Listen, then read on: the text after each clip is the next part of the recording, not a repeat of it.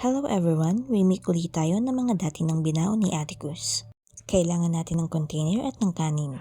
Ilagay ang kanin sa container at patagin lang ito. Sa paggawa ko ng bento baon ay gumagamit ako ng plastic na kutsara o kaya naman ay tinidor.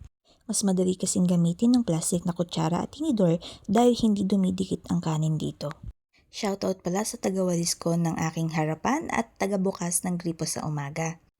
Rinig na rinig kita dito habang nagre-record ako. Ang daldal mo kasi eh. Anyway, balik tayo sa paggawa ng bento baon. Kailangan natin ng ham. Kailangan natin ng gunting para magupit yung sides or part na hindi natin kailangan sa ham. Kakailanganin din pala natin ng pulang food color. Kailangan natin gamitin ng ating malilinis na kamay para i-mold ang kanyang magiging bibig. Ngayon naman, para sa kanyang ngipin, kailangan natin ng paisa-isang kanin. At para naman sa kanya magiging dila ay gamitin natin ang natitirang ham. Sana ay nasusundan nyo kung paano ko ginagawa ang mga bento baon ni Atticus. Ngayon naman ay kailangan natin ng seaweed para sa kanyang magiging mata. O ayan, ang dali lang diba? Kayang-kaya nyo rin gawin to. Lagyan natin ng ulam at tapos na natin ang baon ni Atticus. Nakikilala nyo ba kung sino ang ginawa nating character ngayon? I-comment nyo na yan ha.